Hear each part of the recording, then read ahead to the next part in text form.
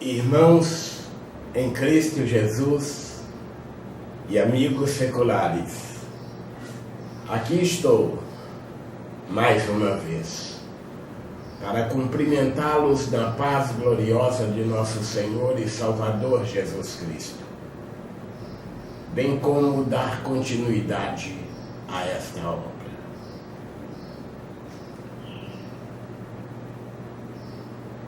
Antes, porém, preciso agradecer a Deus por tudo quanto Ele tem me permitido. Agradecer a Deus pela sabedoria e discernimento que Ele me dá, pelo dia maravilhoso que Ele me concede, pelo ar que respiro,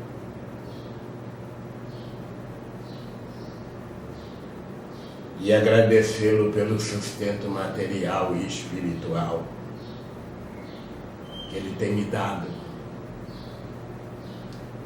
bem como o fortalecimento e ânimo para a continuidade desta obra, pelo que agradeço em nome de Jesus. O capítulo 12 de Atos nos diz o que segue. E por aquele mesmo tempo, o rei Herodes estendeu as mãos sobre alguns da igreja para os maltratar. E matou à espada Tiago, irmão de João. Vendo que isto agradara aos judeus, continuou mandando prender também a Pedro, e eram os dias dos asmos. E havendo-o prendido, o encerrou na prisão, entregando-o a 4 ternos de soldados, para que o guardassem, querendo apresentá-lo ao povo depois da Páscoa. Pedro, porém, era guardado na prisão, mas a igreja fazia contínua oração por ele a Deus.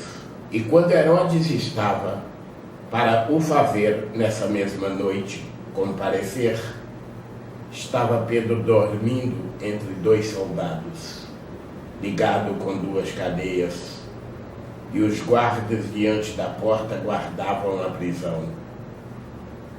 E eis que sobreveio o anjo do Senhor e resplandeceu uma luz na prisão. E tocando a Pedro na ilharga, o despertou, dizendo: levanta-te depressa.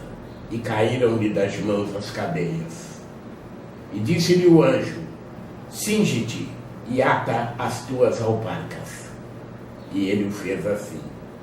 Disse-lhe mais: lança às costas a tua capa e segue-me. E saindo o seguia. E não sabia que era real, que estava sendo feito pelo anjo, mas cuidava que via alguma visão. Quando passaram a primeira e segunda guarda, chegaram à porta de ferro que dá para a cidade, a qual se lhes abriu por si mesma. E tendo saído, percorreram uma rua, e logo o anjo se apartou dele.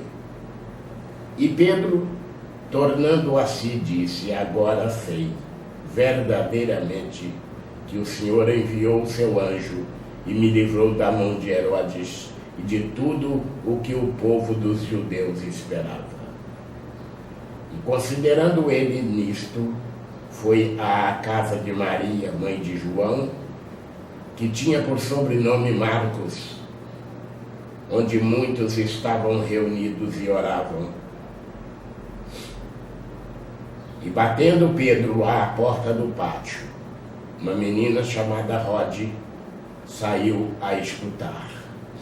E conhecendo a voz de Pedro, de alegria não abriu a porta, mas correndo para dentro, anunciou que Pedro estava à porta. E disseram-lhe: estás fora de ti, Mas ela afirmava que assim era.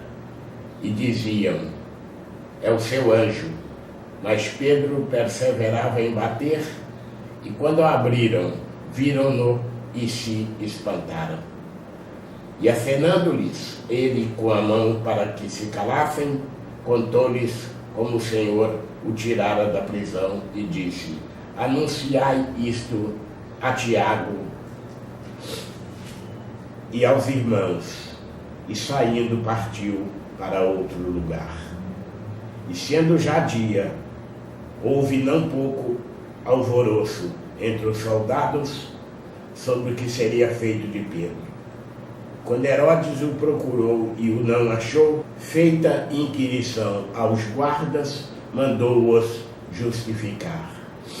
E partindo da Judéia para Cesareia, ficou ali. E ele estava irritado com os de Tiro e de Sidom, mas estes, vindo de comum acordo ter com ele e obtendo a amizade de Blasto, que era o camarista do rei, pediam paz, porquanto o seu país se abastecia do país do rei. E num dia designado, vestindo Herodes as vestes reais, estava sentado no tribunal e lhes fez uma prática. E o povo exclamava: voz de Deus e não de homem. E no mesmo instante feriu o anjo do Senhor, porque não deu glória a Deus. E comido de bichos, expirou. E a palavra de Deus crescia e se multiplicava. E Barnabé e Saulo, havendo terminado aquele serviço, voltaram de Jerusalém, levando também consigo a João, que tinha por sobrenome Marcos. E assim finda-se.